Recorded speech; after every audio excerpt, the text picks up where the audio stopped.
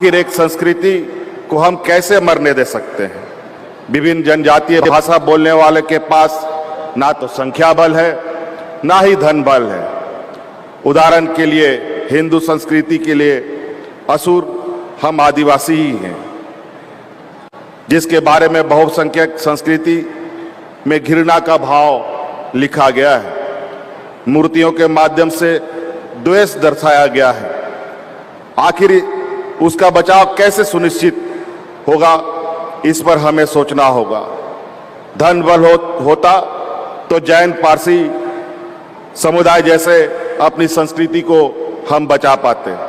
ऐसे में विविधता से भरे हुए समूह पर विशेष ध्यान देने की हमें जरूरत है। जानवर बचाओ, जंगल बचाओ सब बोलते हैं, लेकिन आदिवासी बचाओ कोई नहीं बोलता। आदिवासी बचाओ, जंगल भी बच जाएगा, जानवर भी बचेंगे। सबकी नजर हमारी जमीनों पर है। हमारी जमीन पर ही अनेकों प्रकार के खनिज संपदाएं हैं, चाहे वो लोहा हो, चाहे वो अब्रक हो, चाहे कोयला हो, चाहे यूरेनियम हो। खनिज संपदा तो हमारे पास है, लेकिन हमारे पास ना कोई फैक्ट्री है, ना पेड़ जंगल काटने के लिए आरा मशीन है। ये बड़े बड़े उद्योगपतियों के पास ही होते हैं। कुछ लोग तो आदिवासी शब्द से भी चिढ़ने लगते हैं। वो हमें आदिवासी नहीं वनवासी कहकर पुकारना चाहते हैं। आज जरूरत है कि एक आम देशवासी के अंदर आदिवासी समाज के प्रति संवेदनाएं जगाई जाए। जरूरत है आम जन के अंदर आदिवासी समाज के प्रति सम्मान एवं सहयोग का भावना पैदा करने का। आदिवासी कौम एक स्वाभिमान कौम है, मेहनत करके खाने वाला कौम है। ये किसी से भीख नहीं मांगता। हम भगवान बिरसा मुंडा, एकलव्य, राणा पुंजा के कौम है, जिन्हें कोई झुका नहीं सकता, कोई डरा नहीं सकता, कोई हरा भी नहीं सकता। हम उस कौम के लोग हैं जो गुरु के तस्वीर से हुनर सीख लेते हैं। हम सामने से वार करने वाले लोग हैं, सीने पर वार झेलने वाले लोग हैं। हम इस देश के मूलवासी हैं। हमारे पूर्वज ने जंगल बचाया, जानवर बचाया, पहाड़ बचाया। हाँ, आज यह समाज सोचने के लिए मजबूर है कि जिस जंगल जमीन की उसने रक्षा की, आज उसे छीनने की बहुत तेजी से प्रयास की जा रही है। आज देश का आदिवासी समाज बिखरा हुआ है।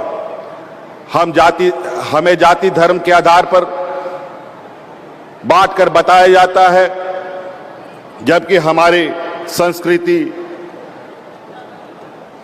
एक है, खून एक है, तो समाज भी एक होना चाहिए।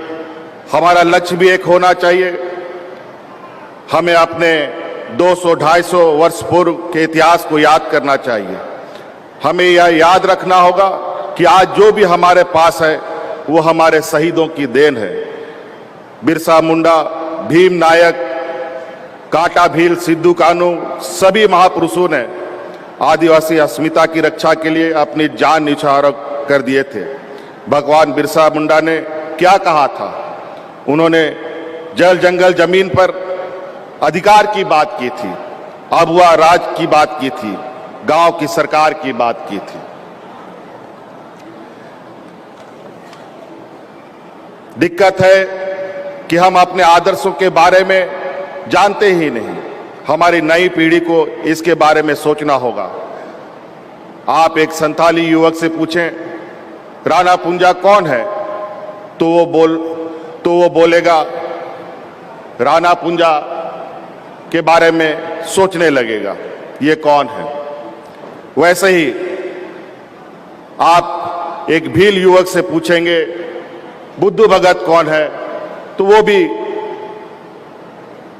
सोचने लगेगा कि ये बुद्धू भगत कौन है, और उत्तर भी नहीं दे पाएगा। सच्चाई है कि देश का आदिवासी समाज एक होकर सोच ही नहीं रहा है। हमें अपने आप को पहचानने की जरूरत है। जातिवाद, पार्टीवाद, क्षेत्रवाद से ऊपर उठकर हमें सोचना होगा। आपस में हमें हमेशा मिलकर रहना, यह हमने सबों को बताया है कितना व्यापक है आदिवासी विचारधारा। इसे सिर्फ आप हमारे अभिवादन में प्रयुक्त होने वाले शब्दों से जान सकते हैं। जोहार बोलकर हम संस्कृति की जय बोल रहे हैं, सभी की जय की बात कर रहे हैं। मैं तो चाहता हूं कि सभी लोग आदिवासी, गैर आदिवासी अभिवादन के लिए जोहार शब्दों का प्रयोग करें।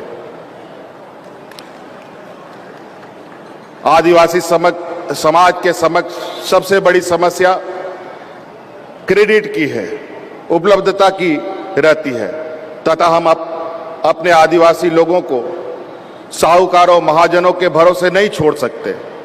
मिशन मोड में कार्यक्रम चलाकर हम किसान क्रेडिट कार्ड उपलब्ध करा रहे हैं। छात्र छात्राओं को पढ़ने के लिए राशि उपलब्ध करवाने हेतु गुरुजी क्रेडिट कार्ड योजना लेकर आने वाले हैं। मैं अपने समाज को जानता हूं, अपने लोगों को समझता हूं। मुझे पता है बैंक से लोन लेना, प्राप्त करना मेरे युवक साथियों के लिए कितना कठिनाईपूर्ण रहता है। बैंक की स्थिति तो यह है कि हेमंत सोरेन भी लोन लेने जाए तो उसे पहली दफा नकार भी देते हैं, कहेंगे कि आपका जमीन CNTSPT के अंतर्गत आता है। हमारे युवक हुनरमंद होते हुए भी मजदूरी करने पर विवश हो जाते हैं। गाड़ी चलाने आता है पर गाड़ी चलाना आता है पर चूंकि उसके पास पैसा नहीं है इसलिए वो सिर्फ ड्राइवर बनकर के रह जाता है। गाना गाने आता है पर उसके पास रिकॉर्डिंग करने या करवाने के लिए पैसा नहीं है। बाल काटने आता है पर अपना सैलून नहीं खोल पाता। वेल्डिंग करने आता है पर अपना वर्कशॉप नहीं खोल पाता। हमने स्थिति बदलने की ठानी है। अब गाड़ी चलाने वाला गाड़ी का मालिक भी बन सकता है और कोई भी व्यवसाय करना चाहे वो अपने मालिक के रूप में वहां रह करके कई लोगों को रोजगार उपलब्ध करा सकता है। मेरा सोच साफ है, समाज का विकास करना है तो नौकरी देने वाले लोगों को खड़ा करना होगा, अपने लोगों को आगे लाना होगा। अपने लोग आगे बढ़ेंगे तो झारखंड के लोग भी आगे बढ़ेंगे। और इसी कारण से आज मैं कहता हूं कि मैंने जिस भरोसे से इस योजना को लागू किया है उससे सफलता आपके हाथ में है। आप आज छोटा व्यापार प्रारंभ किए हैं, आगे आपको अपनी मेहनत से इसे बड़ा करना है।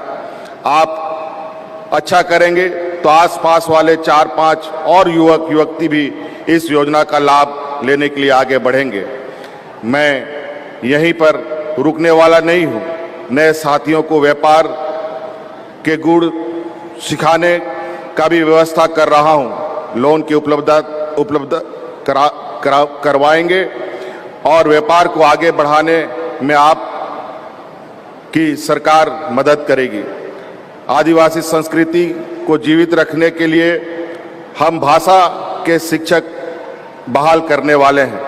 झारखंड के युवकों को विश्व स्तरीय शिक्षा के अवसर प्रदान करने हेतु प्रारंभ किए गए मरांगोंग के जयपाल सिंह मुंडा पारदर्शी छात्रवृत्ति योजना का लाभ लेकर पहला बैच के छात्र छात्राएं आज ब्रिटेन की संस्थाओं में अध्ययनरत है।